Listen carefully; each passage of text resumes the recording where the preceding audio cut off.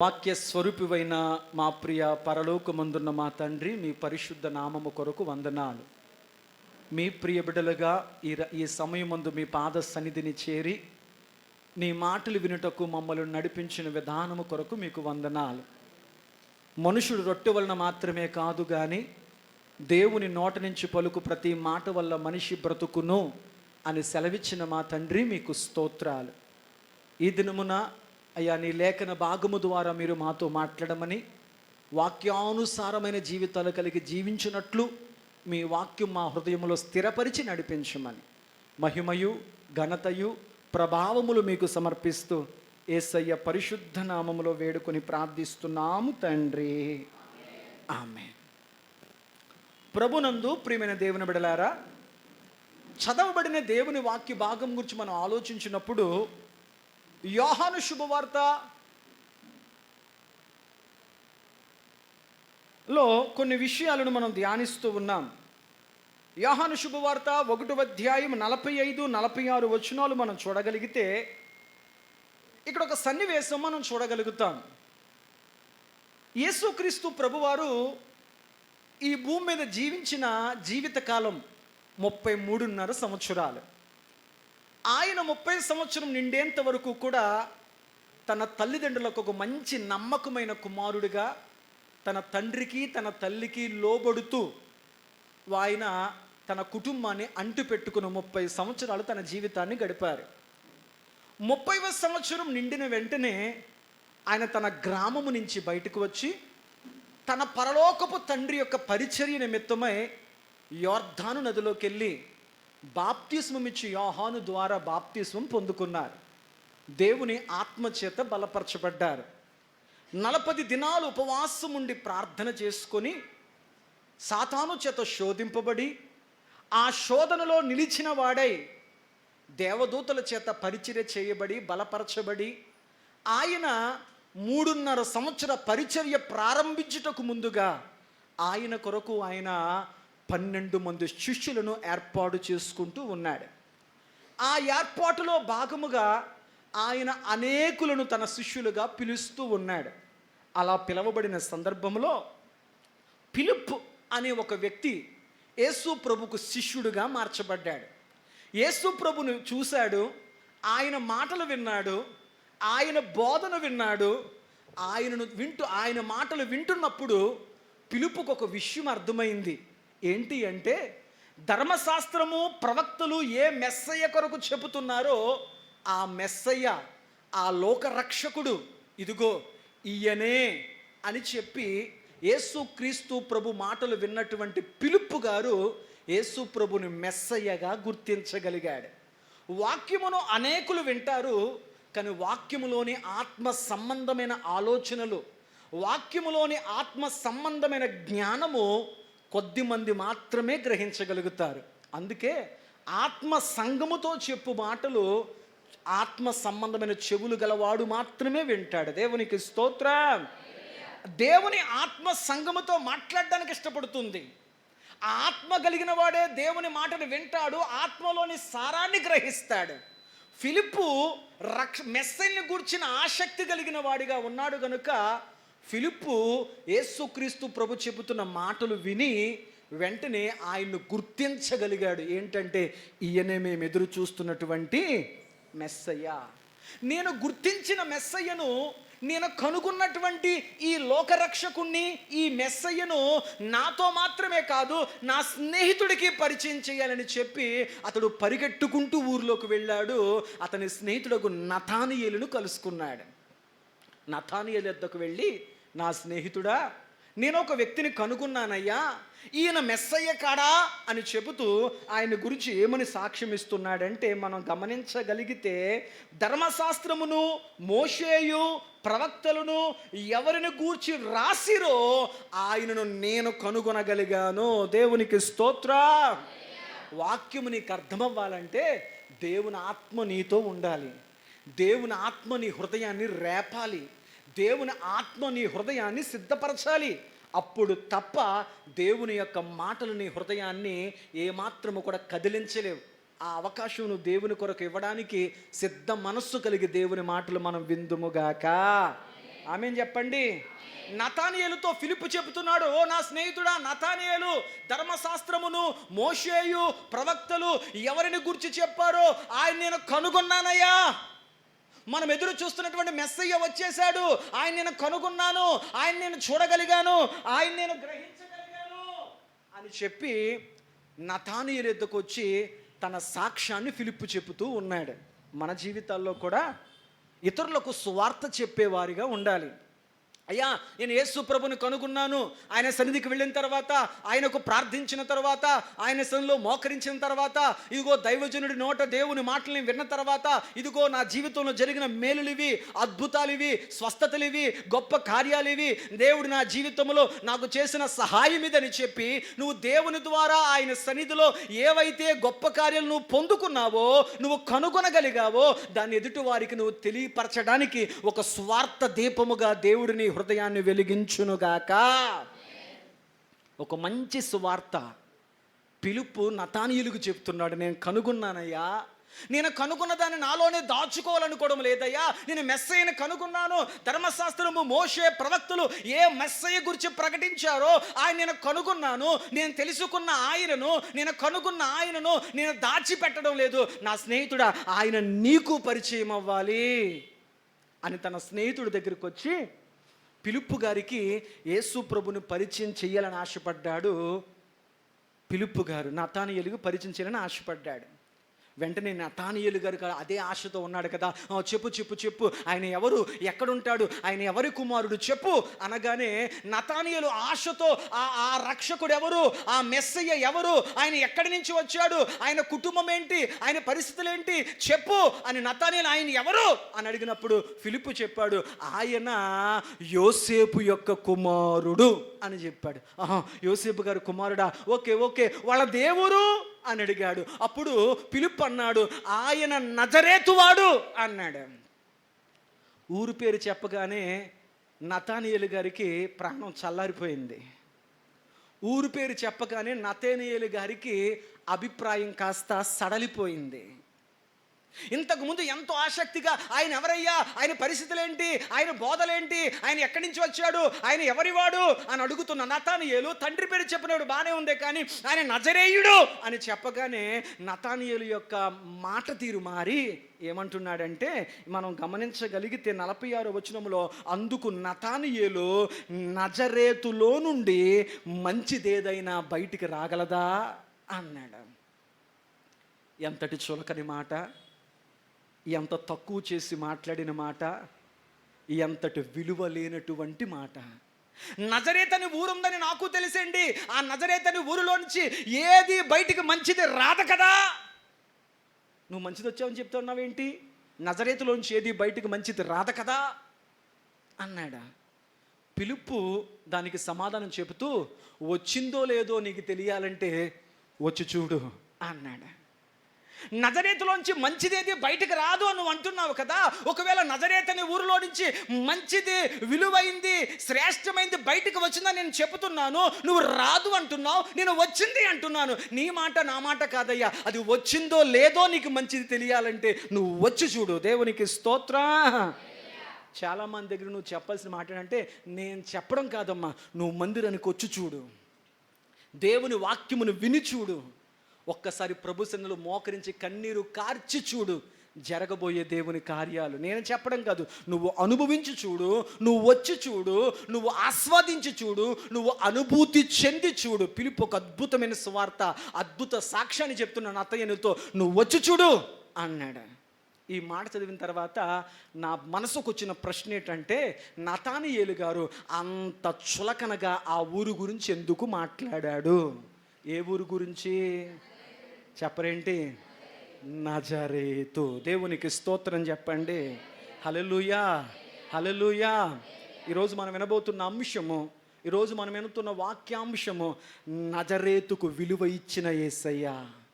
నజరేతుకు విలువిచ్చిన యేసయ్య, లేకపోతే నజరేతును హెచ్చించిన యేసయ్య. నజరేతును హెచ్చించిన యేసయ్య. అసలు నజరేత్ అనే ఊరిలో నుంచి ఏది మంచిది బయటికి రాదు కదా అని నతానియేలు గారు అన్నాడు.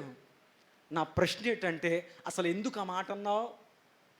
అసలు నజరేతు అనే ఊరు గురించి నీకేం తెలుసు అని చెప్పి నువ్వు మాట్లాడావు. ఆ మాట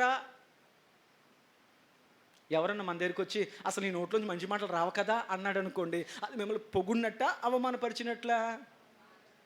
ఆ ఇంట్లోంచి ఏ మంచి మాటలు రావండి, ఆ కుటుంబంలోంచి ఏ మంచి కార్యాలు జరగవండి, ఆవిడ నోరిపితే ఏ మంచి రాదండి బయటకు అన్నారంటే ఇండైరెక్ట్గా అది మీకు కొంత అవమానకరమైన మాటే కదా, అది హేళనకరమైన మాటే కదా, అది నిన్ను చిన్నబుచ్చే మాటే కదా.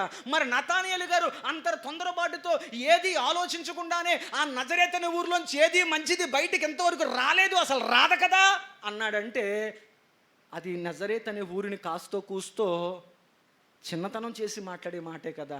అసలు నజరేతు గురించి అసలు చరిత్ర ఏం చెప్తుంది ఆలోచించే ప్రయత్నం చేద్దాం. దేవునికి స్తోత్రం.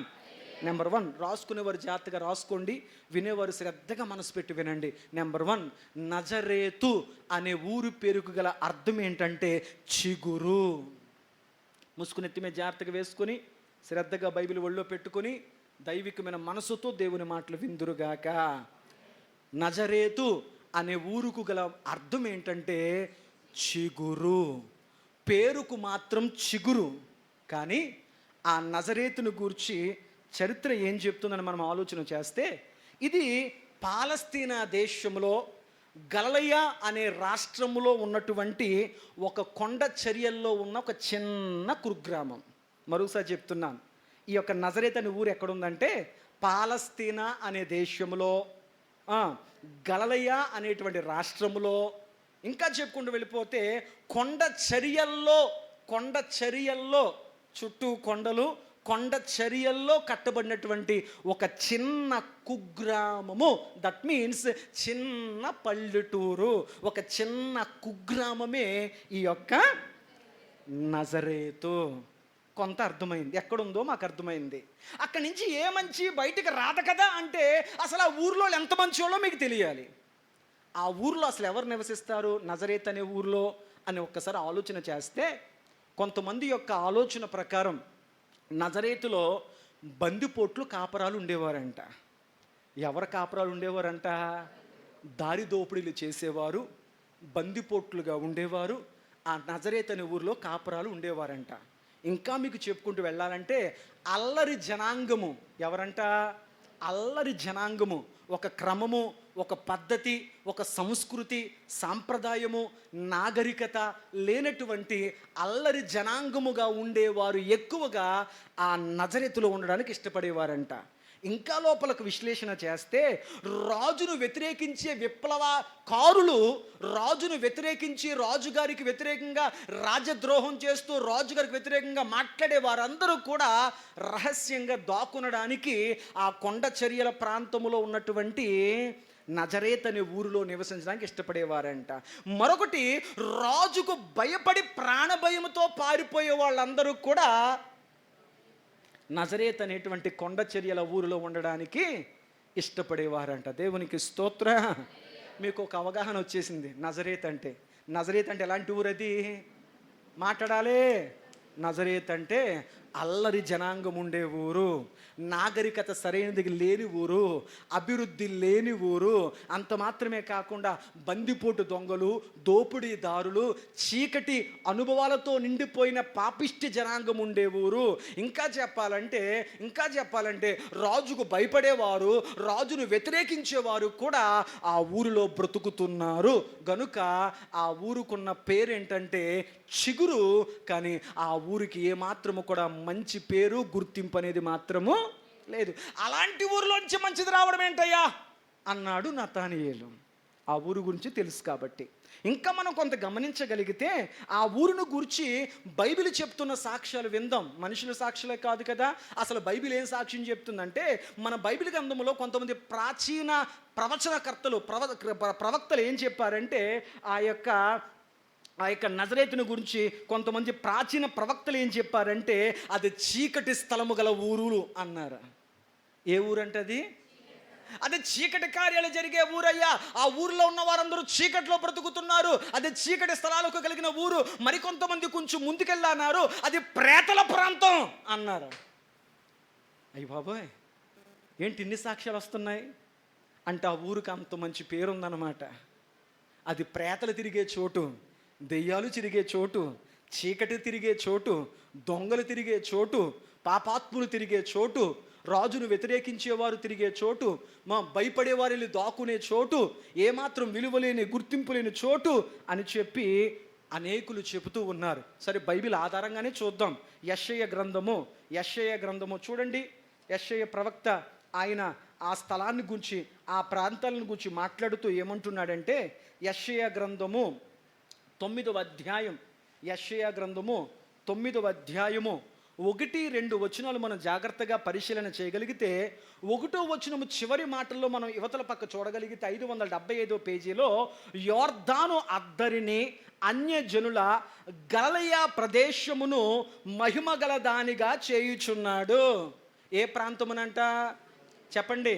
గలిలయ ప్రదేశములను, గలిలయ చుట్టుపక్కల ఉన్న ప్రాంతములను ఆయన మహిమగలదానిగా చేయబోతున్నాడు. ఎందుకు మహిమగలదానిగా ఆ గలిలయ ప్రాంతాన్ని దేవుడు చుట్టుపక్కల ప్రాంతాలు చేయబోతున్నాడంటే, 2వ వచనంలో అక్కడి ప్రజలు ఏ అనుభవంలో ఉన్నారని వాక్యం చెప్తుంది.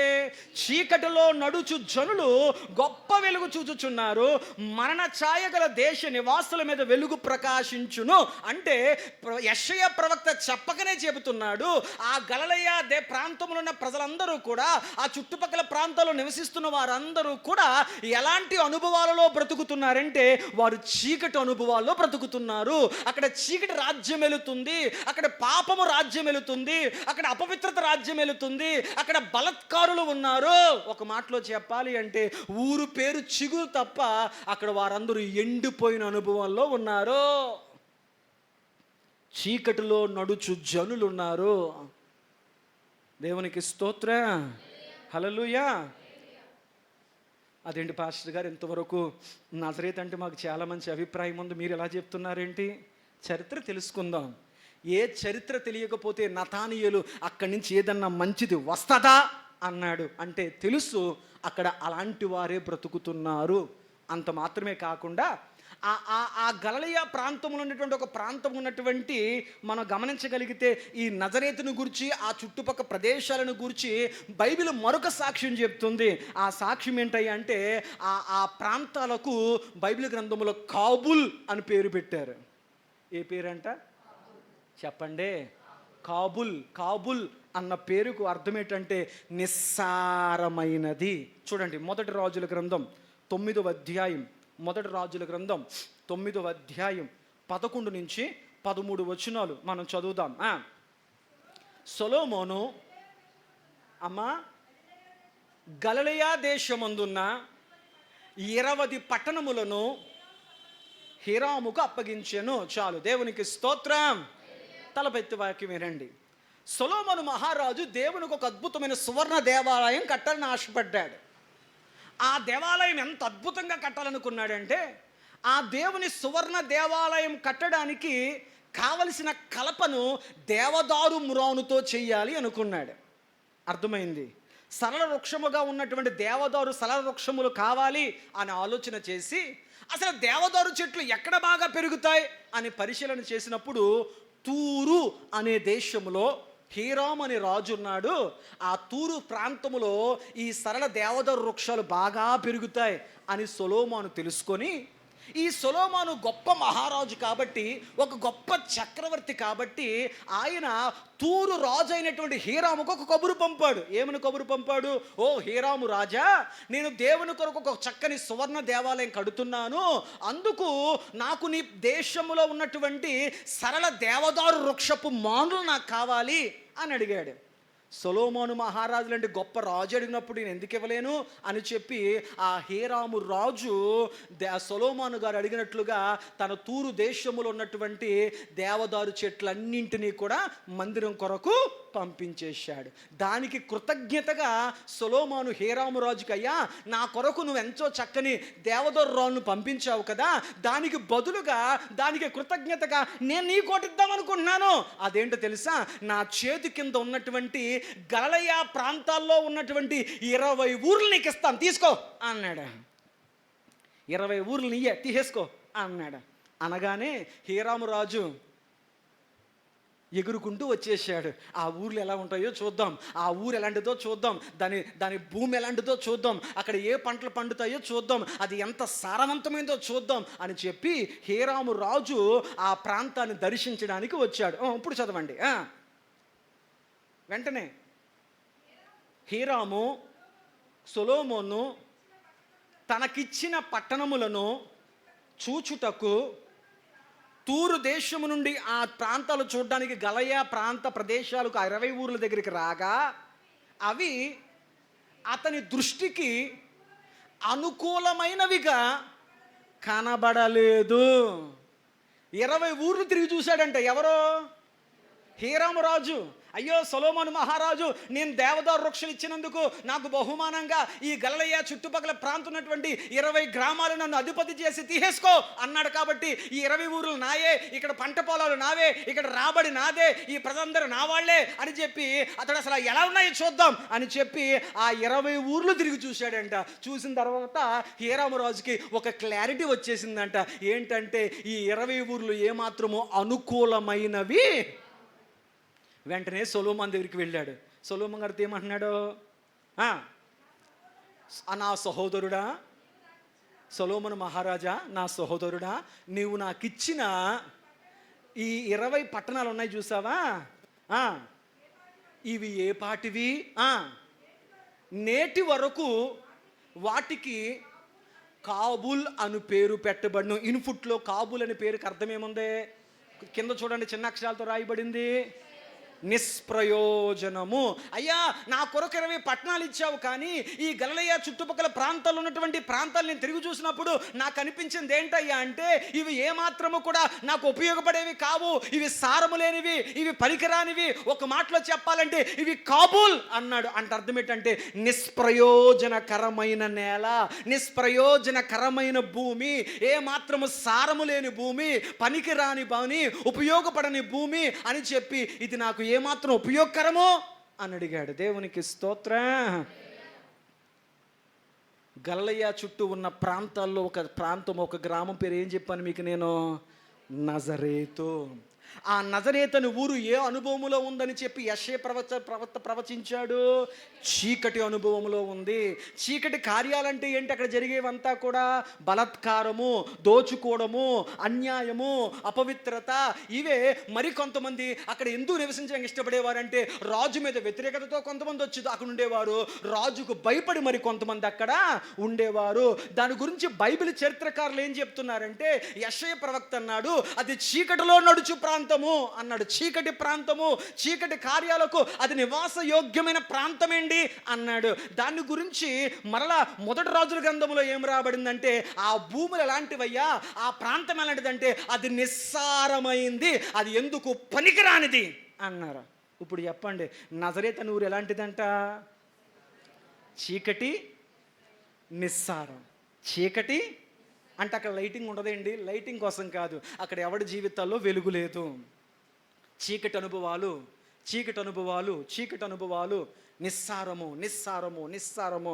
అలాంటిది గనుక నతానీయులు అన్నాడు, అలాంటి దాంట్లోంచి మంచిది రావడం ఏంటయ్యా అన్నాడు. దేవునికి స్తోత్రం చెప్పండి. హల్లెలూయా. ఇంకా ఆ ఊరిని గురించి 1-2 మాటలు నేను చెప్పి ముందుకు వెళ్ళాలంటే, ఆ ఊరిలో పంటలు పండవు, ఆ ఊరు దేనికి ఉపయోగపడదు, ఆ ఊరిలో ప్రయాణ సౌకర్యాలు ఏవి ఉండవు. మరి పాస్టర్ గారు ఇన్ని చెప్తున్నారు కదా, అసలు ఆ ఊరిలో ఎందుకు ప్రజలు ఉండడానికి ఇష్టపడుతున్నారో, అసలు ఆ ఊరు ఎందుకు కట్టబడింది మనం తెలుసుకుందాం. దేవుని ప్రజల మీదకి అనేక సందర్భాల్లో అన్యదేశ రాజులు వచ్చి వారి భక్తిహీనతను బట్టి దేవుడు చాలాసార్లు వారిని దేవుడు శత్రులకు బానిసలుగా పంపించేశాడు. అష్షూరు దేశపు రాజు దేవుని ప్రజల మీదకు వచ్చి వారిని బందీలను చేసుకొని చెరకు తీసుకువెళ్ళిపోయాడు. ఆ చెరకాలం అయిపోయిన తర్వాత యూదులుగా ఉండేవారు మరలా తమ స్వదేశానికి యెరూషలేముకి రావడం మొదలుపెట్టారు. అర్థం చేసుకోండి, రావడం మొదలుపెట్టారు. ఈ వచ్చే క్రమంలో కొన్ని తరాల పాటు ఈ యూదులు చెరపడబడినటువంటి వారిలో కొంతమందిని తీసుకువెళ్ళిపోయారు ఆ ఊరికి, అష్షూరు దేశానికి. కొంతమంది ఇక్కడే బతుకుతున్నారు యెరూషలేములో. అయితే ఈ చెరపట్టబడిన వారిని బందీలుగా తీసుకెళ్ళిపోయిన తర్వాత వాళ్ళు కొన్ని తరాలు అక్కడ ఉండి అక్కడి నుంచి చెరకాలం అయిపోయి బయటకు వచ్చారు.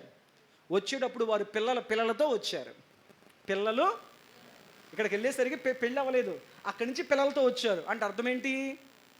దేవుని బిడ్డలు, దేవుని నమ్మని వారిని అక్కడ పెళ్ళిళ్ళు చేసుకుని పిల్లలను కన్నారు.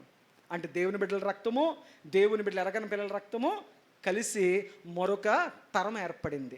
వాళ్ళు బయలుదేరి, ఇదిగో మేము బానిసత్వం నుంచి బయటకు వచ్చేసాం, దేవుడు మాకు స్వేచ్ఛనిచ్చేశాడు, మేము మరలా మా స్వదేశమైనటువంటి ఇదిగో యెరూషలేముకు వెళ్ళిపోతాం, మందిరానికి వెళ్ళిపోతాం, మా ప్రజలతో ఇక్కడ ఉన్నటువంటి మా వాళ్ళతో మేము కలిసిపోతాం అనగానే వాళ్ళు అన్నారు, ఆగండి, మీరు కళంకమై వచ్చారు, కలుషితమై వచ్చారు, మలినమై వచ్చారు, మీరు మా ప్రాంతానికి రావడం కుదరదు అని చెప్పి వాళ్లకు సమరయులు అని పేరు పెట్టి యెరూషలేమునకు బయట పెట్టారు. అంటరాని వారు, కళంకమైన వారు అని చెప్పి వాళ్ళని యెరూషలేములోకి రాకనివ్వకుండా యూదులుగా అక్కడే ఉండిపోయిన వాళ్ళు ఏం చేశారంటే వాళ్ళని చేర్చుకోకుండా వద్దు, మీరు కళంకమై వచ్చారు కనుక మీరు మా ఊర్లో ఉండకూడదని చెప్పి వాళ్ళని యెరూషలేమునకు బయట పెట్టారు. దానికి సమరయ. ఆ సమరయ ఊరు గుండా ఎవరు యూదులు నడవరు, ఆ సమయ ప్రాంతంలో ఎక్కడ ఆహారం తినరో, ఆ సమయ ప్రాంతంలో ఎవరి చేతి నీళ్లు కూడా తినరు. ఈ విషయాలన్నీ కూడా వెనక ఇంకా వస్తున్న వాళ్ళకి తెలిసాయి. మన ముందు వచ్చిన వాళ్ళనే యెరూషలేము రానివ్వలేదు, ఇప్పుడు మనల్ని చేర్చుకునే అవకాశము లేదు అని చెప్పి వెనక చెరనించి వస్తున్న మరొక గుంపు ఉంది. ఎవరయ్యా అంటే వారు దావీదు వంశమునకు చెందిన వారు వస్తున్నారంటే వెనకాల చెరలో నుంచి బయటికి. వాళ్ళు వస్తున్నప్పుడు వాళ్ళకి అర్థమైన విషయం అంటే అప్పటికి యూదులను ఎవరు పరిపాలిస్తున్నట్టే హేరోదులు పరిపాలిస్తున్నారు. హేరోదులు యూదులకు ద్వేషులు. హేరోదుల యొక్క ఉద్దేశం ఏంటయ్యా అంటే యూదుల్ని చంపేయాలి.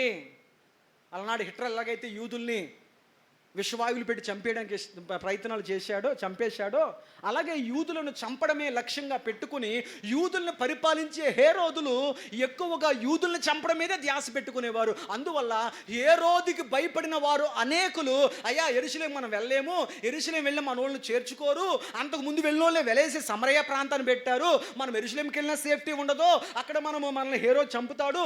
ఎందుకు హేరోదు మనల్ని చంపుతాడంటే మనం ఎలాంటి వంశం వారం అంటే మన యూదులమే, కానీ మన వంశము దావీదు వంశం.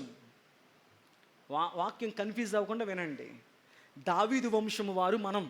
కానీ ప్రభువు దావీదుకి ఏమని వాగ్దానం చేశాడంటే, దావీదా నీకు మాట ఇస్తున్నాను, నీ వంశములో ప్రతి తరములో సింహాసనం మీద కూర్చోవడానికి ఎవడో ఒక నేను మిగులుస్తానని చెప్పాడు. మనం దావీదు వంశము కాబట్టి మనం ఇంకా బతుకున్నామని తెలిస్తే హేరోదు మనల్ని వెంటాడి చంపే ప్రమాదం ఉంది. కాబట్టి మన యూదులు మనల్ని చేర్చుకోరు. అలాగని చెప్పి యెరూషలేము వెళితే మనం తిరిగి వచ్చాము, మనం మామూలు యూదులం కాదు, మనం దావీదు వంశములో నుంచి వచ్చిన వారం కాబట్టి ఖచ్చితంగా పట్టుకొని చంపేస్తాడు మనల్ని అని చెప్పి వాళ్ళు భయపడి ప్రాణభయంతో మనం మరలా రాజులు మావడం ఎందుకు, మనం బతుకుంటే చాలురా బ్రతుకు జీవుడా అని చెప్పి వారు ఈ గలిలయ ప్రాంతం అంతటికి చివర ఉన్న ఊరుగా ఉన్నటువంటి కొండ చర్యల ప్రాంతం ఉన్నటువంటి ఒక స్థలాన్ని ఎన్నుకొని దానికి నజరేత్ అని పేరు పెట్టుకుని అక్కడ కాపురం ఉండడం మొదలుపెట్టారు. మీకు కాస్త కూస్తూ అర్థమైంది. రాజుకు భయపడి మాకు రాజరికాలు వద్దండి, ఆ దావీదు గారి సింహాసనం మీద మా కుటుంబాల్లోంచి ఎవరు కూర్చోకపోయినా పర్వాలేదు, మేము వెళ్తే రాజు చంపేస్తాడు, మా ఒళ్ళు చేర్చుకోరు, మేము ద్వేషింపబడ్డ వారము, త్రోసివేయబడిన వారము, వీడ నిరాకరింపబడిన వారము, మా వారే మమ్మల్ని గెంటేస్తున్నారు, మాకు వద్దండి, మా బతుకు రేవో ఇక్కడే బతుకుతాం, వీళ్ళతోనే బతుకుతాం, ఇక్కడే ఉంటాం అని చెప్పి వారు రహస్యంగా ఎవరి గుర్తింపు లేకపోయినా ఆ నజరేత్ అనే ఊరిలోనే బతుకుతూ ఉన్నారు. ఇంకా చెప్పాలంటే అది అనాగరికమైన ప్రాంతంగా మారిపోయింది, అది అభివృద్ధి లేని ప్రాంతంగా ఉంది. ఇంకా చెప్పాలంటే ఆ ఊర్లో నుంచి ఎవడు బయటికి వెళ్ళేవాడు కాదంట. కారణం ఏంటంటే వారు వేరే నాగరికులతో కలిసేవారు కాదు. రెండవది ఏంటయ్యా అంటే వారికి మిగతా వారి భాష వచ్చేది కాదు. గ్రీకు, లాటిన్, అరామిక్, హీబ్రూ ఈ భాషలు ఆనాటి కాలంలో మాట్లాడేవారు కనుక ఈ భాషలతో వారు కలిసే అవకాశం లేక ఎందుకు వచ్చిందిరా బాబు, పండుతాయో పండవో, ఉంటాయో ఉండదో, ఇక్కడే బతికి ఇక్కడే ఉండిపోదామని చెప్పి ఆ ప్రాంత ప్రజలు నజరేతులోనే ఉండిపోయేవారు. అందుకన్నాడు నతానీయులు, అసలు నజరేతు నుంచి ఎవడో బయటికి రాడే, వచ్చినది మంచిది రాదే, బయటికి రారో వచ్చినా అసలు అక్కడ ఏం మంచి లేదు, అక్కడ అసలు ఏ మంచి లేదు. నిరాకరింపబడింది, త్రోసివేయబడింది, అసహింపబడింది, ఏ మంచి లేనిది. ఒక్కోసారి అనిపిస్తుంది, ప్రభువా నా జీవితం అలాగే ఉంది, ఎవరికి ఉపయోగపడతలేదు. ఒక్కొక్కసార్లు నా జీవితం నాకే ఉపయోగపడడం లేదు, ఎందుకు పనికి రావడం లేదు, ఎందుకు ఉపయోగపడడం లేదు, నిస్సారమైన జీవితంగా మారిపోయింది. ఏ సారమో లేదయ్యా, ఏ ఆనందమో లేదయ్యా, ఏ సంతోషమో లేదయ్యా, ఏ నూతన చిగురు అనే ఆశ నాకు లేదయ్యా. నా బ్రతుకు, నా జీవితము కూడా ఆ సమరయ్య వలె నా బ్రతుకు కూడా సారము, పేరుకు మాత్రం చిగురు, కానీ జీవితము మోడు బారిపోయింది. జీవితము మోడు బారిపోయిన అనుభవంలో, మోడు బారిపోయి ఎండిపోయిన అనుభవంలో సమరయ్యలో దావీదు వంశస్థులు బ్రతుకుతున్నారు. కానీ ప్రవచనం ఏంటి తెలుసా? యెషయా గ్రంథం 11:1 దేవుడు ఒక ప్రవచనాన్ని చెప్పారు. చూడండి, అక్కడ మాత్రం గమనించగలిగితే యెషయా గ్రంథము 11:1 మనం చూడగలిగితే అక్కడ ఒక ప్రవచనం ఉంది. యెషయి మొద్దు చిగురు పుట్టును, దాని వేర్ల నుండి అంకురము ఎగిరిగి అది ఫలించును. దేవునికి స్తోత్రం. మీకు అర్థమయ్యేలా చెప్తాను. యెషయ ప్రవక్త ఏమని ప్రవచించాడు తన 11:1 అంటే, యెషయ మొద్దులో నుంచి చిగురు పుడతాది అన్నాడు. దేవునికి స్తోత్రం. అయ్యా కొంచెం మనసు పెట్టి వినండి. ఒక చెట్టు ఎప్పుడు మొద్దవుతుంది? ఒక చెట్టు ఎప్పుడు మొద్దవుతుంది? నరికేసినప్పుడు, నరికి వేయబడినప్పుడు. అంటే యెషయా ప్రవక్త చెప్పాడు, అయ్యా కొన్ని పరిస్థితులు, కొన్ని ప్రభావము, రాజులు, కొన్ని పరిస్థితులు ఇదిగో యెషయా కుటుంబాన్ని, దావీదు వంశాన్ని ఏం చేశాయి? వారు చెరకపోయారు, వారి పరిస్థితులు వారికి అనుకూలంగా లేవు, వారు త్రోసివేయబడ్డారు, వారు నిరాకరింపబడ్డారు, వారు గెంటివేయబడ్డారు, వారికి ప్రాణహాని ఉంది, వారికి ఏ బలము లేదు, వారికి ఏ శక్తి లేదు. ఒక మాటలో చెప్పాలంటే యెషయా కుమారుడు దావీదు వంశం ఏమైపోయిందంటే మోడి చేయబడిపోయింది, మొద్దుగా మారిపోయింది. అయితే ప్రభు చెప్పాడు, ఆ మొద్దులో నుంచే, ఆ వంశములో నుంచే, ఆ కుటుంబములో నుంచే నేను చిగురును పుట్టిస్తాను అన్నాడు. దేవునికి స్తోత్రం. ఎవరు ఆ మొద్దైపోయిన మొద్దులో నుంచి చిగురుగా పుట్టారు అంటే, ఆ యెషయ అనే మొద్దులో నుంచి పుట్టిన చిగురే యేసు ప్రభు. ఆమేన్ చెప్పండి. ఏ మొద్దులో నుంచి యేసయ్య పుట్టాడు? యెషయ గారు ఎవరో? దావీదు గారి నాన్నగారు. యెషయి గారి, దావీదు గారి నాన్నగారు. యెషయి మొద్దులో నుంచి చిగురు పుడతాది అన్నాడు. ఇప్పుడు దావీదు వంశములో నుంచి యేసు ప్రభు రావాలి. మీకు అర్థమయ్యేలా చెప్తాను. దావీదు గారి వంశములో నుంచి యేసు ప్రభు రావాలి. యేసు ప్రభు యొక్క ఆ దావీదు వంశస్థులందరూ ఎక్కడున్నారు ఇప్పుడు? యెరూషలేములో లేరు. ఎక్కడ లేరు? యెరూషలేములో లేరు. మరి ఎక్కడున్నారు వీళ్ళందరూ? రాజుకు భయపడి, ప్రాణభయంతో, ఇక వేరే అవకాశం లేక, ఎవరితో కలవలేక, పరిస్థితులు సహకరించక పేరుకు చిగురు అని పెట్టుకున్నారు. కానీ వారి జీవితంలో ఏ చిగురింపు లేనప్పటికీ కూడా వారు సమరయ అనేటువంటి కొండ చర్యల ప్రాంతంలో బతుకుతున్నారో. పేరుకు చిగురు, కానీ ప్రవచనం ఉంది, ఆ మొద్దులో నుంచి చిగురు వస్తుంది. దేవునికి స్తోత్రం. ఇప్పుడు చెప్పండి, సమరయ అనే పేరుకి అర్థం ఏంటి చెప్పాను?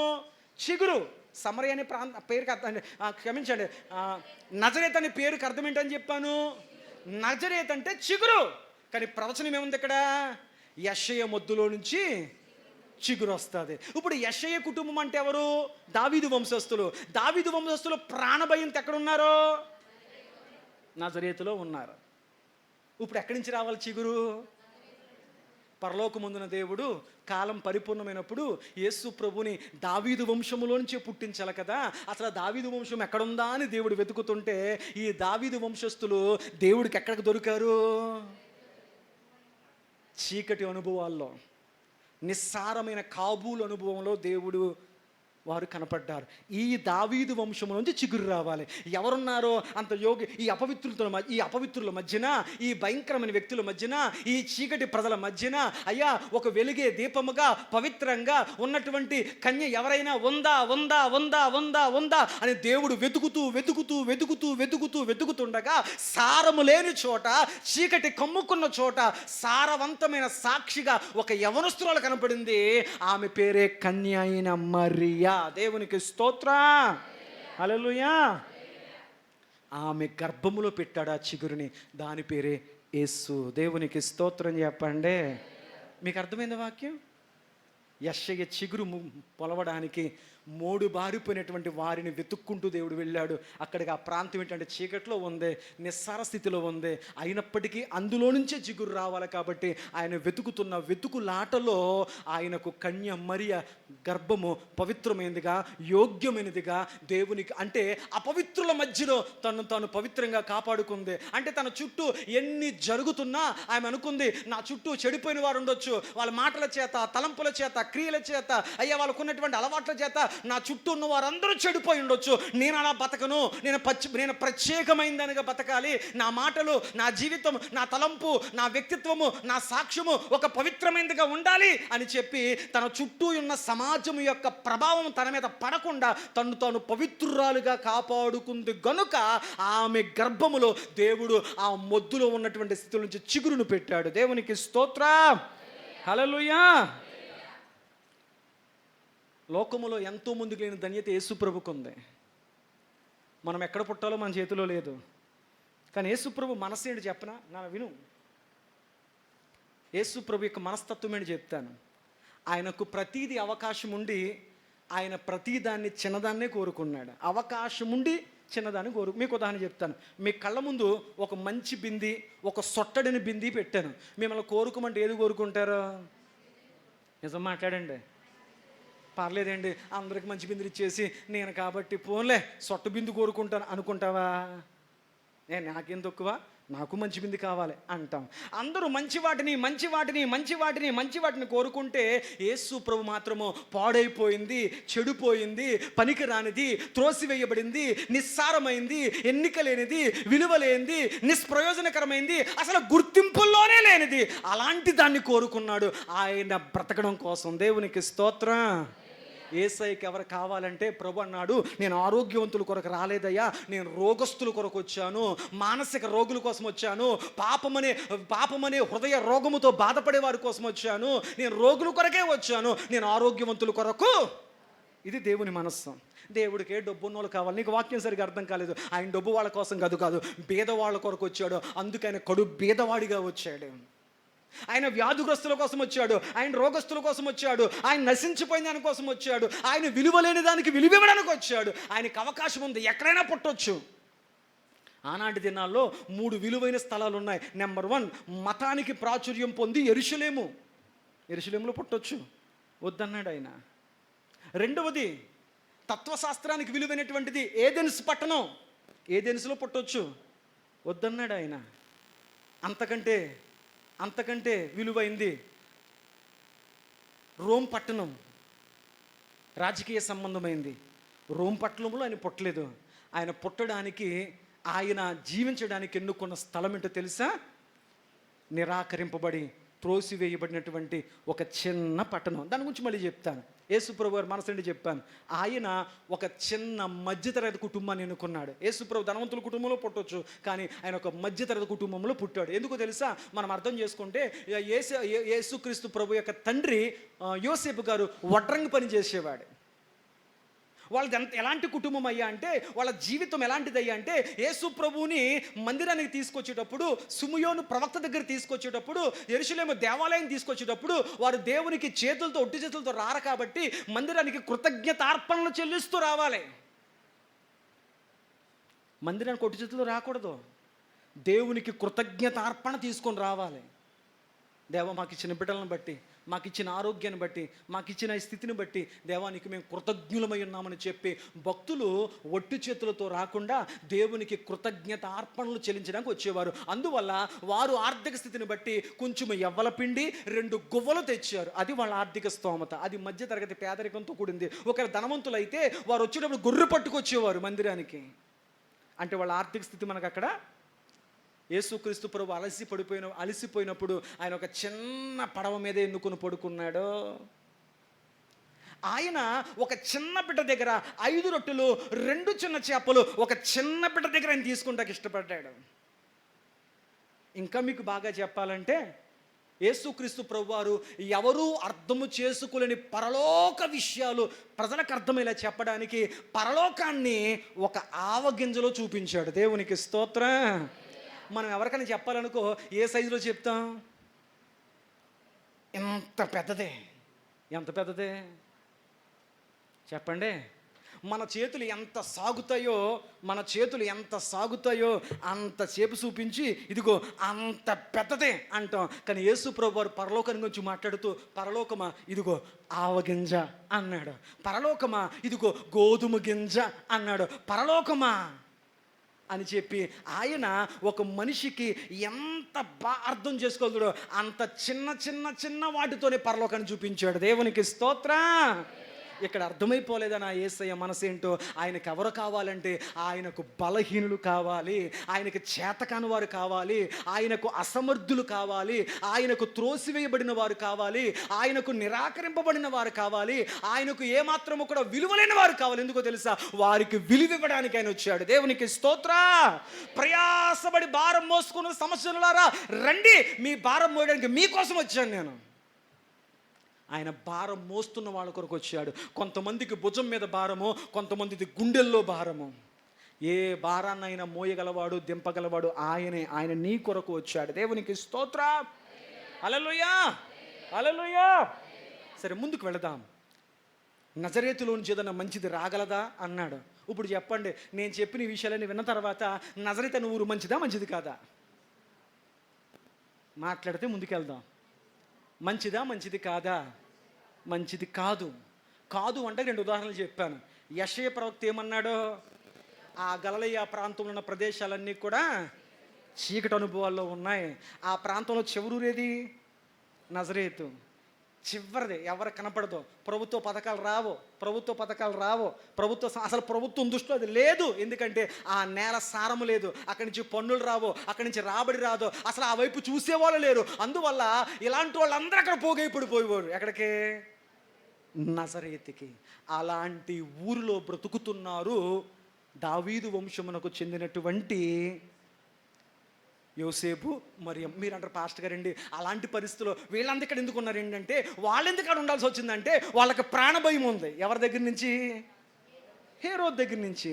ఎందుకు వీళ్ళ హేరోద్ దగ్గర నుంచి ప్రాణభయం ఉందంటే, వీళ్ళ దావీదు వంశానికి చెందిన వాళ్ళు. ఎందుకంటే ఈ వంశములో నుంచే రాజు వస్తాడు, ప్రవచనాలు చెప్తున్నాయి. అందువల్ల హేరోదు యూదులో ఉన్నటువంటి దావీదు వంశస్థులందరూ కనపడితే చంపేస్తున్నాడు.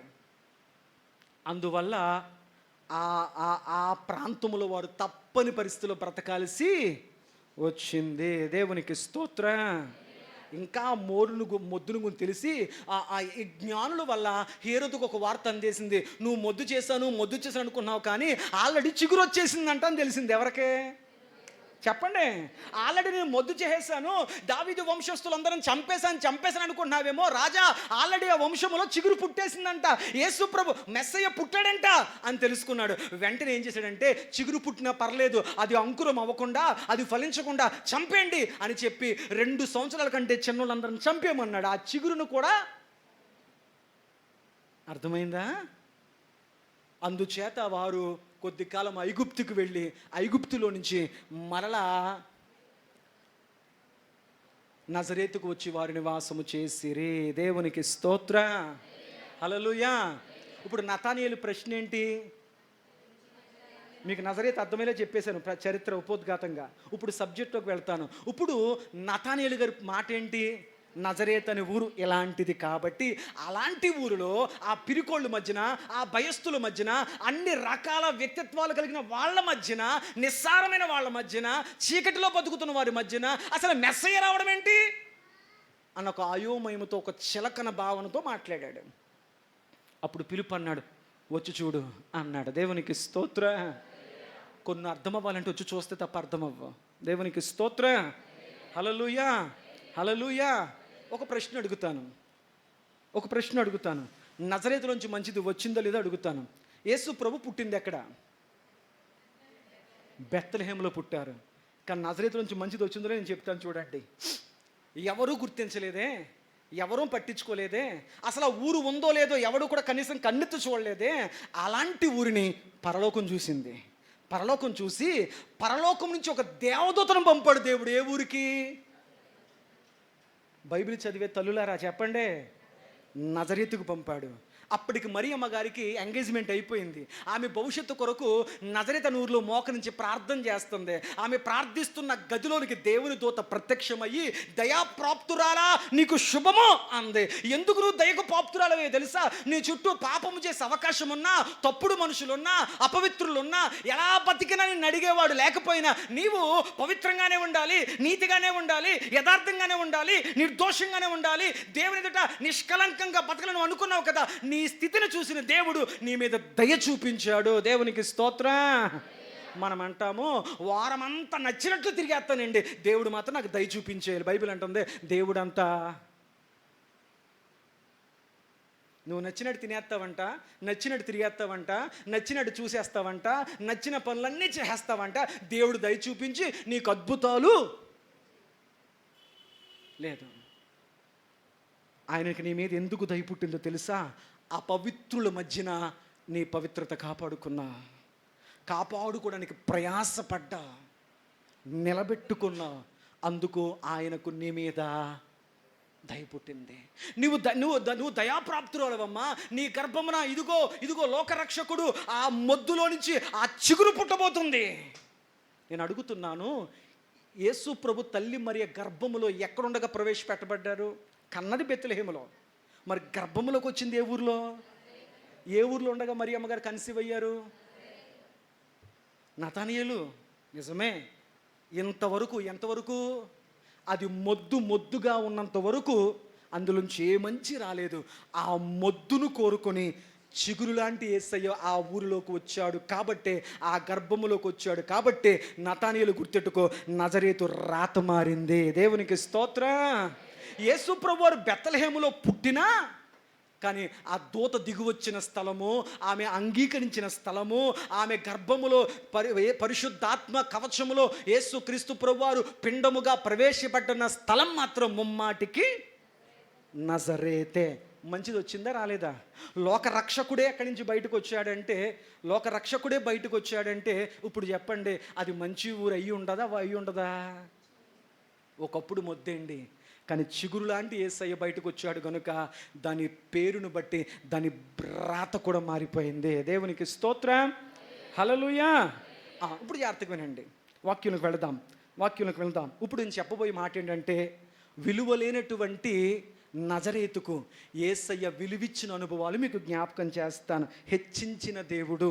బైబిల్ గ్రంథంలో చాలా సందర్భాల్లో నజరేతు అనే ప్రాంతాన్ని యేసుప్రభు హెచ్చించారు. టైం అయిపోయింది కాబట్టి మొచ్చుకు 5 లేక 6 విషయాలు చెప్తాను. బైబిల్ గ్రంథంలో యేసుక్రీస్తు ప్రభు వారు నజరేతును ఎలా హెచ్చించారో, విలువలేని దాన్ని, నిస్సారమైన దాన్ని, చీకొట్టబడిన దాన్ని బైబిల్ గ్రంథంలో యేసు ప్రభు వారు ఎలా నజరేతు అనే ఊరిని హెచ్చించారో మీకు చెప్పే ప్రయత్నం చేస్తా. చూడండి, మొదటిగా మనం గమనించగలిగితే, మొదటిగా యోహాను శుభవార్త ముందు చూద్దాం. ప్రభు చిత్తం అయితే మత్తయి శుభవార్త 2:23.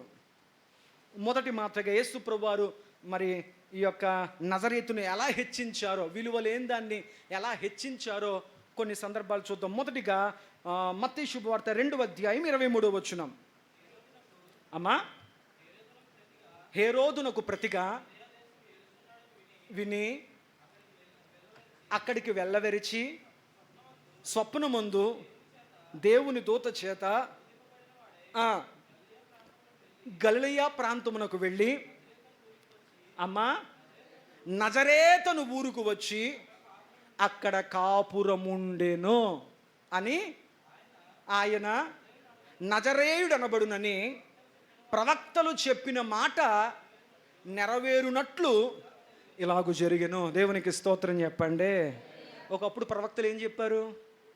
త్వరగా చెప్పండి, ఏం చెప్పారు?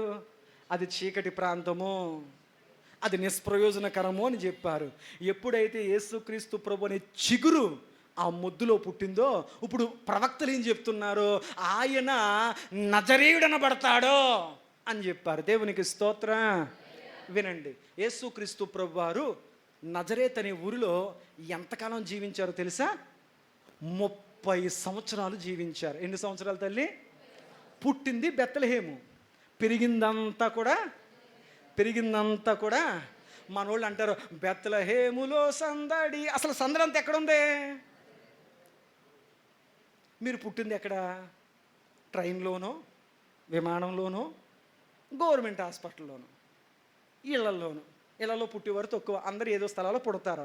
పుట్టిన స్థలం గొప్పదా, పెరిగిన స్థలం గొప్పదా?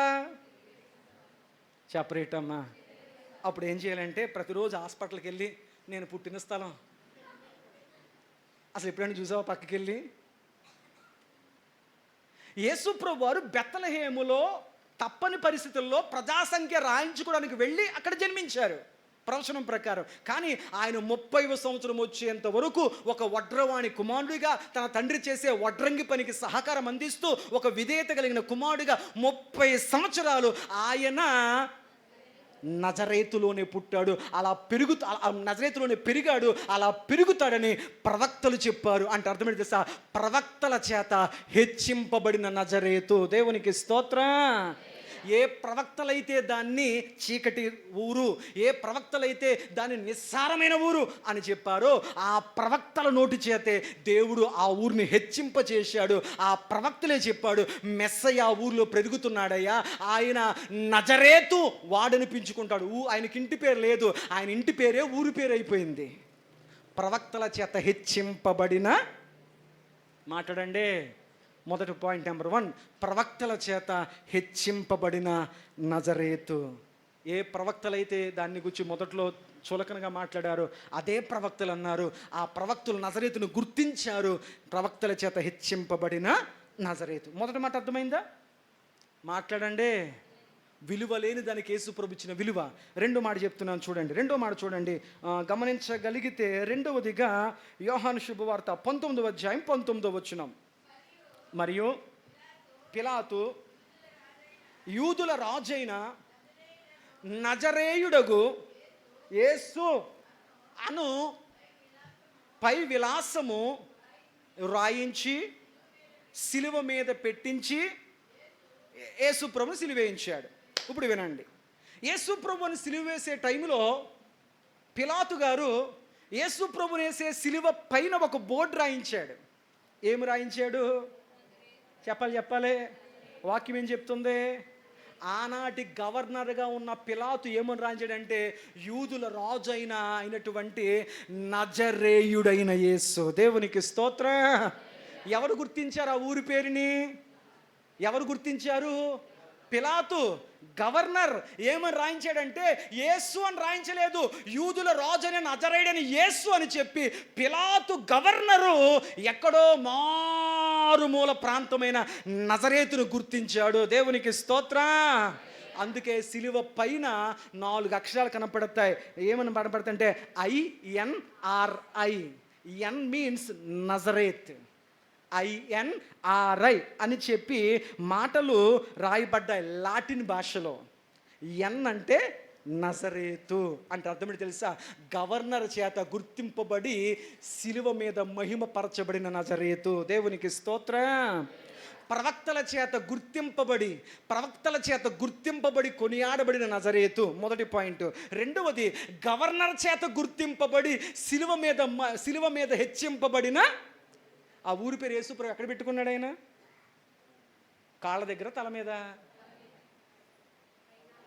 ఆయన తల మీద పెట్టారు. ఏ ఊరి పేరుని చెప్పండి? యేసయ్య తల మీద పెట్టబడింది నజరేతు. అంటే పిలాతు చేత గుర్తింపబడి, అంటే గవర్నర్ చేత గుర్తింపబడి సిలువ మీద హెచ్చింపబడిన నజరేతు. నేను అంటున్నాను, మన ప్రధానమంత్రి ఉన్నాడు మోడీ గారికి, ఆయన కొవ్వూరు తెలుసా? కొవ్వూరు తెలుసా? తెలీదు. ఆ దేశాన్ని పరిపాలించే గవర్నర్ పిలాతుకు నజరేతు ఎలా తెలిసింది? యేసయ్యని బట్టి నజరేతు తెలిసింది. యేసు ప్రభుడి పరలోకానికి నువ్వు నేను కూడా తెలుసు. ఆమె చెప్పండి. హల్లెలూయా.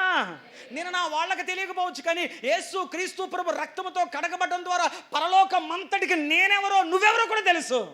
అందుకే గవర్నర్ చేత గుర్తింపబడి సిలువలో హెచ్చింపబడిన నజరేత్ అనే ఊరు. దేవునికి స్తోత్రం. మూడవది, మార్కు శుభవార్త 16వ అధ్యాయం 6వ వచనం. మార్కు శుభవార్త 16వ అధ్యాయం 3వ వచనం.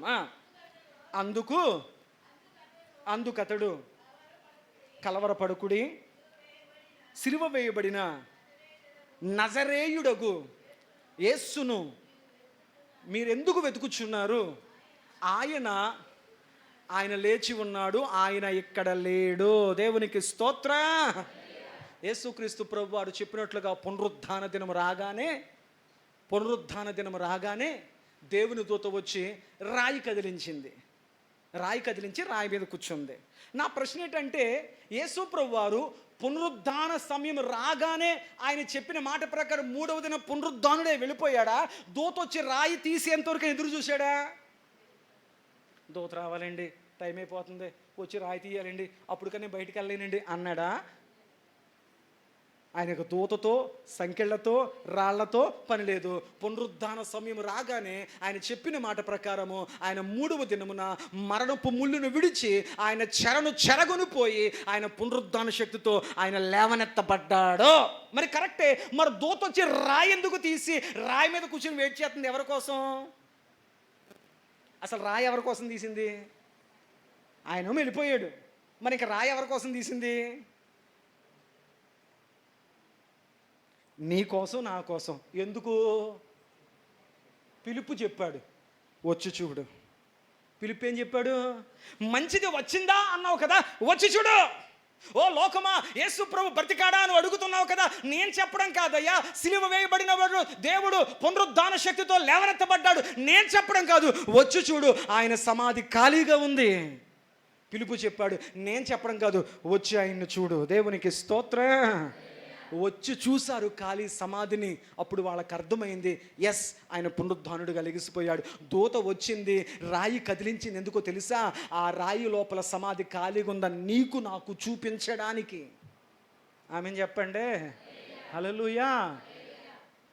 దూత చెప్తుంది ఆయనకి లేడు అని చెప్పి ఆయన గురించి ఏం చెప్పింది? నజరేయుడైన యేసును మీరు ఎందుకు ఎదుగుతున్నారు? ఆయన చెప్పినట్లు ఆయన వెళ్ళిపోయాడు. దేవునికి స్తోత్ర. ఇక్కడ 3వ మాట నేను చెప్పనా? పరలోకమందున్న దేవదూత చేత హెచ్చింపబడిన నజరేతు. దేవునికి స్తోత్ర. దేవదూత ఎవరి గురించి చెప్పింది? యేసు ప్రభు గురించి చెప్పింది. ఏమని చెప్పాలి? యేసు ప్రభు వారు లేరు, వెళ్ళిపోయారు అని చెప్పాలి. కానీ దూత ఏం చెప్పింది? నజరేయుడని యేసు, నజరేతని ఊరికి చెందిన యేసు ఇక్కడ లేడు, ఆయన చెప్పినట్లు ఆయన పునరుద్ధానుడయ్యాడు. అంటే పరలోకముందున్న దూతల చేత హెచ్చింపబడింది, గుర్తింపబడింది నజరేతనే ఊరు. దేవునికి స్తోత్రం. మీకు అర్థమవుతుందా? విలువలేంది, గుర్తింపు లేంది, గుర్తు పెట్టుకోలేంది, అసలు దాన్ని తలుచుకోవడానికి కూడా ఎవరు ఇష్టపడని దాన్ని యేసు ప్రభు అనే చిగురు ఆ మొద్దులో పుట్టడం ద్వారా జరిగింది ఏంటి తెలుసా? ప్రవక్తల చేత హెచ్చింపబడింది, గవర్నర్ పిలాతు చేత గుర్తింపబడి సిలువ మీద హెచ్చింపబడింది. 3వది దేవదూతల చేత హెచ్చింపబడింది. ఇంకొకటి 2 మాటలు చెప్పి ముగించేస్తాను.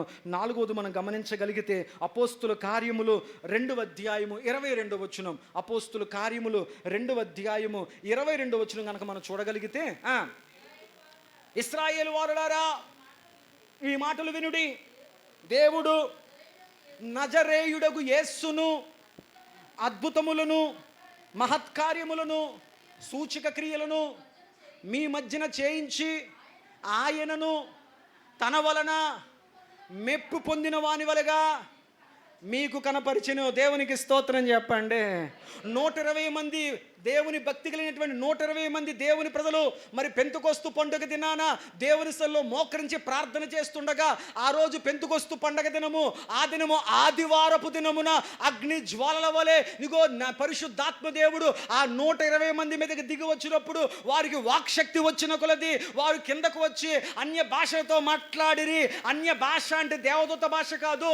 యెరూషలేములో అప్పుడు పస్కా పండగ జరిగే దినాలు కాబట్టి అనేక భాషలు మాట్లాడేవారు. అయ్యా, యూదులు అనేక మంది భాషలు మాట్లాడేవారు. అరామిక్, హీబ్రూ, లాటిన్, గ్రీకు, ఇక అనేక భాషలు మాట్లాడేవారు. ఆ పండగ చేయడానికి అక్కడికి వచ్చారు. వారందరికి అర్థమయ్యే అన్య భాషలలో పరిశుద్ధాత్మ దేవుడు వీళ్లకు వాక్శక్తినిచ్చాడు. వాక్యాలకు అర్థాలు మార్చేస్తున్నారు జనాలు. వాక్యాలకు అర్థాలు మార్చేస్తున్నారు జనాలు వారి స్వలాభం కోసం. నేను అంటాను, బైబిల్లో రాయింది ఏది నమ్మాల్సిన అవసరం లేదు. ప్రకటన గ్రంథంలో ఉంది కదా, ఈ గ్రంథం ముందు రాయబడినటువంటి దేన్ని చేర్చకూడదో ఉన్న వాటిని ప్రభు చెప్పాడు. మెనే టెకిల్ ఫారిసిన్. ఎవరు రాసారు ఈ రాత? ఒకరోజు చెప్తాను. బెల్సాజర్ కోసం దేవుడు గోడ మీద రాయించాడు ఒక అద్భుతమైన వర్తమానం. మెనే టెకిల్ ఫారిసిన్ ఆ భాష రాయించిన దేవుడు నీ నోట్లోంచి ఏదైనా ఒక భాష రావాలి అంటే, ఓ క్రైస్తవుడా, నువ్వు బాప్తిసం పొందాక, నువ్వు రక్షణ పొందాక, నువ్వు ఇది ఖచ్చితంగా మాట్లాడాలి, ఇది నా చిత్తము, ఇది మాట్లాడవలసిందే అని దేవుడు అనుకుంటే రాయించుడా రాయించకపోదుడా? నమ్మరేంటి? పౌలు అన్నాడు, నేను చెప్పిన సువార్త కాక పరలోక ముందు వచ్చి మరొక దూత సువార్త చెప్పిన అది నమ్మొద్దు, అది అబద్ధం అన్నాడు. ఈరోజు వాక్య పునాది లేని విశ్వాసులు కొత్త వింత ఏది కనపడి దానికి పరిగెడతారు. వాళ్ళకు వాక్య పునాది కాదు, కొత్త కొత్త వింతలో, కొత్త కొత్త ఆర్భాటాలు, కొత్త కొత్త మాయాజాలాలు కావాలి, గారడీ సీమోన్లే కావాలి. పునాది వాక్యము లేని సంఘాలకు, వాక్యము లేని విశ్వాసులకు, సంగమా మోసపోవద్దు. అంచె దినాలలో జరిగింది ఏంటంటే, వారికి వాక్శక్తి వచ్చిన కొలది పేతురు నిలబడి, ఓ ప్రస్తున్నమాట, ఓ ఓ ప్రజలారా అని మాట్లాడుతూ, పేతురు అప్పటి వరకు ఆయన ఎవరో నేను ఎరగను అని అబద్ధం చెప్పినవాడు, దాక్కున్నవాడు, ఆయన నేను ఎరగను అని ప్రాణభయంతో ఉన్నవాడు, పెంతుకొస్తు పండుగ దినాన దేవుని వాక్శక్తితో ఆత్మతో నింపబడిన వాడే వీధుల్లోకి వచ్చి అంటున్నాడు, ఇదిగో మీరు నజరేయుడని యేసును ఆయన మహిమపరచడానికి ఆయన ద్వారా అద్భుతాలు చేశాడు, సూచక క్రియలు చేశాడు, మాత్కార్యాలు చేశాడు. ఆయన ఎవరో కాదు, నజరేయుడైన యేసు. దేవునికి స్తోత్రం.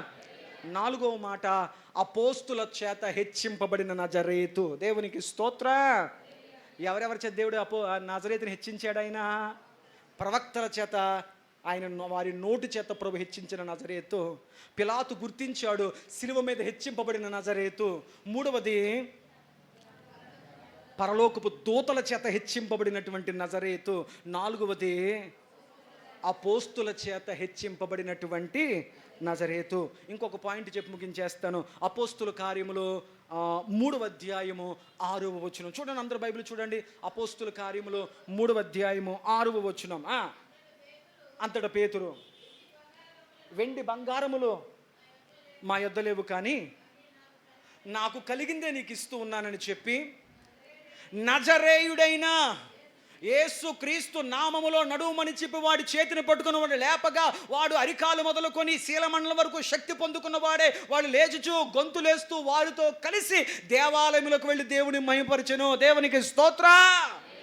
ఏ నామములో స్వస్థత జరిగింది? నజరేయుడైన యేసు నామములో. ఇదే మా దగ్గర ఉంది. ఇక మా దగ్గర వెండి బంగారాలు లేవు. మాకున్న బలము, మాకున్న శక్తి, మాకున్న అతిశయం, మాకున్న ఆస్తి నజరేయుడైన యేసు నామమే. ఆ నామములో లెగు అని చెప్పారు. వెంటనే కుంటివాడు టక్కును లెగిసి గొంతులేస్తూ మందిరంలోకి వెళ్ళాడు. అంటే తర్వాత స్వస్థతలో కూడా హెచ్చింపబడిన యేసు నామం అనలేదు, నజరేయుడైన యేసు నామం. దేవునికి స్తోత్రం. ఇలా చెప్పుకొని వెళ్ళిపోతే ఒక 20-30 సందర్భాలు చెప్పాలి నేను. నజరేతును ప్రభు హెచ్చించిన విధానం, చీకటి అనుభవాలు, త్రోసివేయబడే అనుభవాలు, గుర్తింపు లేవు, పట్టించుకున్నవాడు లేడు, ప్రాణ భయము, ఉన్నారో చచ్చారో బ్రతికారో తెలియని పరిస్థితి. అలాంటి అనుభవంలో నుంచి యేసయ్య నజరేతును ఇంతగా హెచ్చించాడు. చివరిగా ఒక మాట చెప్పనా, క్రైస్తవ ప్రపంచమంతా, క్రైస్తవ కుటుంబం అంతా, ఏ దేశంలో ఉన్నవాడైనా క్రైస్తవ ప్రపంచమంతా మోకరించి చేసే ప్రార్థనలో చివరి మాట ఏంటి తెలుసా? నజరేయుడైన యేసు క్రీస్తు నామములో ఈ మనవులన్నీ మీకు అందిస్తున్నాము మా ప్రియ పరలోకమందున్న. ఏ నామములో ప్రార్థించో? క్రైస్తవ ప్రపంచమంతా ఒక పేరును వాడుతుంది. ఏ పేరు? నజరేయుడైన యేసు. ఒకప్పుడు మారుమూల కుగ్రామము, ఒకప్పుడు ఎందుకు గుర్తుపట్టలేనటువంటి పనికి రాని ఊరు, ఈరోజు ప్రపంచమంతా వేలు ఖర్చు పెట్టి వెళ్తున్నారు. దేని చూస్తాకే చెప్పండి? విలువలేని దాన్ని యేసు అనే ఒక చిగురు పుట్టేసరికి వారు ప్రపంచంలో ఉన్న వారందరూ కూడా ఒక పుణ్య భూమిగా గుర్తించి వెళుతూ ఆ నజరేతులో యేసు ప్రభు నడయాడిన స్థలాలు దర్శిస్తూ ఉన్నారు. దాన్ని పుణ్యభూమిగా గుర్తించారు. ఒకనాడు అపవిత్రమైంది, యేసయ్య చిగుర్చుతో అది పుణ్యభూమిగా మారిందని చెప్పి అనేక మంది నిత్యము టూరిస్టులతో నిండిపోద్దంట. దేవునికి స్తోత్ర. హల్లెలూయా. చెప్పండి, ఏం జరిగింది? విలువలేని నజరేతును హెచ్చించిన యేసయ్య. దేవునికి స్తోత్రం. ఇప్పుడు నిత్యం మీ ప్రార్థనలో 24 గంటలు ఏముంటాయి? ప్రతి ప్రార్థనలో ఏమని ప్రార్థన చేస్తారు? నజరేయుడైన యేసయ్య నామములో ప్రార్థిస్తున్నాము తండ్రి. ఆమెను చెప్పండి. ఒకసారి నాకు టక్ మన పాయింట్లు చెప్పండి. నెంబర్ 1, ప్రవక్తల చేత హెచ్చింపబడిన నజరేతు. నెంబర్ 2, సిలువ మీద హెచ్చింపబడిన నజరేతు. నెంబర్ 3, దేవదూతల చేత హెచ్చింపబడిన నజరేతు. నెంబర్ 4, అపోస్తుల చేత హెచ్చింపబడిన నజరేతు. నెంబర్ 5, స్వస్థతలో హెచ్చింపబడిన నజరేతు. నెంబర్ 6, ప్రార్థనలో సార్వత్రిక సంఘ ప్రార్థనలో, ప్రతి విశ్వాసి ప్రార్థనలో, లోకమంతటి ప్రార్థనలో హెచ్చింపబడుతున్న నజరేతు. విలువ లేని దానికే యేసయ్య విలువిస్తే ఆయన రక్తముతో కడబడిన నీకు ఇంకెంత విలువిస్తాడు ఆయన రక్తముతో కడగబడుతున్న నీకు ఎంత విలువిస్తాడో, ఆయన వాక్యం అనే చిగురు నీ హృదయములో పుడితే ఆయన నీకింకెంత విలువిస్తాడు ఒక్కసారి గుర్తించి గ్రహించు. దేవునికి స్తోత్రం. మీకు ఒక మాట చెప్పనా, భక్తి గల కుటుంబాలు భక్తి లేని ఊర్లు వెళ్ళి నాశనం అయిపోయాయి. భక్తి గల కుటుంబాలు భక్తి లేని ఊర్లు వెళ్ళి నాశనం అయిపోయాయి. ఉదాహరణ, లోతు గారు కుటుంబం ఎంతో భక్తి గల కుటుంబం. భక్తి లేని సొదొమ గుమర ప్రాంతాలతో స్నేహం చేసి ఆ కుటుంబం అంతా నాశనం అయిపోయింది. నయోమి కుటుంబం భక్తి గల కుటుంబం. భక్తి లేనటువంటి మోయాబు దేశముకి వెళ్ళి కుటుంబం అంతా పతనమైపోయింది. మీకు అర్థమైందా? అప్పుడు మనమంట బలంటోర్ పాస్టర్ గారండి, నిజమే పరిస్థితుల ప్రభావం మనుషులు మారుస్తుందేమో, కానీ మీకు తెలుసా మనం చరిత్ర పుటంలోకి వెళ్తే స్టువర్ట్పురం దొంగల ఊరు. ఏ ఊరది? అనేక రాష్ట్రాల పోలీసులకు చెమటలు పట్టించిన ఊరు స్టువర్ట్పురం. ఎన్నెన్నో చోట్ల విలువైన వాటిని అన్నింటిని దోచి ఎక్కడ దొంగతనం జరిగినా ఖచ్చితంగా చుట్టుపక్కల రాష్ట్రాల్లో ఉన్న పోలీసులు అందరూ వచ్చేవారండి. ఎక్కడికే?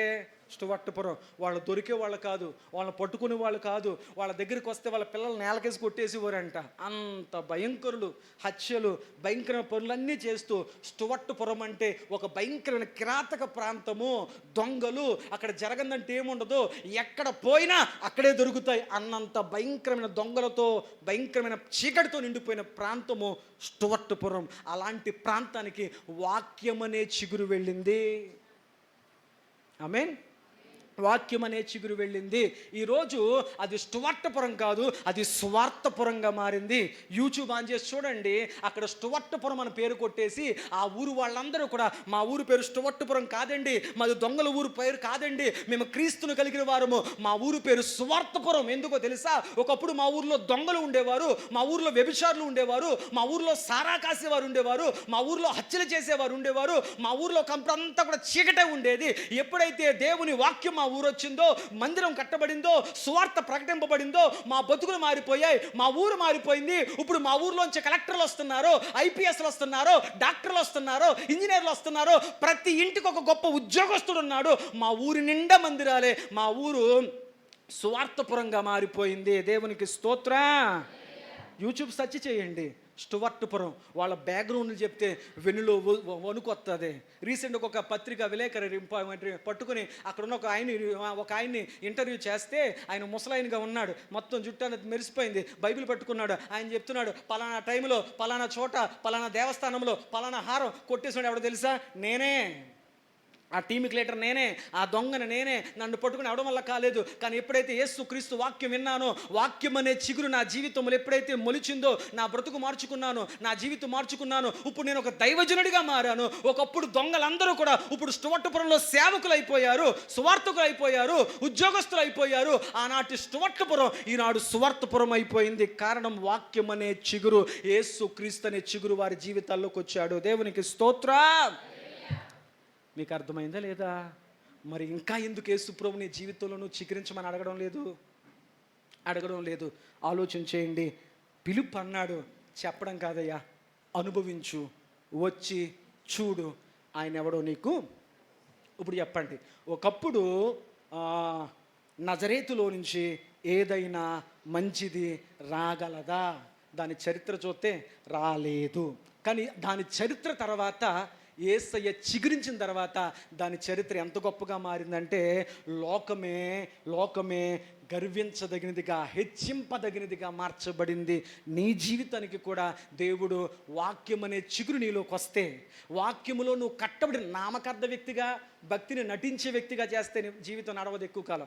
ఆ భక్తిని ముసుకేసుకుని ఎక్కువ కాలం జీవించలేవు. నిజంగా వాక్యం అనే చిగురు నీలో ఉండగలిగితే బైబిల్ అంటుంది, నజరేతును హెచ్చించిన దేవుడు నీ జీవితమును, నీ కుటుంబమును అన్ని రీతులుగా హెచ్చించి ఆత్మ ఫలములతో వర్ధిల్ల చేయునుగాక. ఆమేన్ చెప్పండి. ఒకప్పుడు సిలువ అంటే ప్రజలకు భయం, ఒకప్పుడు సిలువ అంటే ప్రజలకు ఒక ఒక ఒక చెడు కళ, ప్రజలకు ఒక పెనుభూతం. సిలువను తలుచుకుంటూ కూడా ఇష్టపడేవారు కాదు. సిలువ అంటే వారు కలవరపడిపోయేవారు, కంగారు పడిపోయేవారు. సిలువ అంటే ఒక పీడకల. కానీ ఎప్పుడైతే యేసుక్రీస్తు రక్తముతో సిలువ తడవబడిందో, ఇప్పుడు సిలువ లేనిదే వారి జీవితాలకు విలువ లేదు. గుండెల మీద పెట్టుకుంటున్నారు. ప్రార్థించిన ప్రతిసారి సిలువ రక్తమే మాకు జయము అంటున్నారు. కారణం ఏంటి? యేసు రక్తం, యేసయ్య వాక్యం. కాబట్టి సంగమా, గుర్తిరుగు.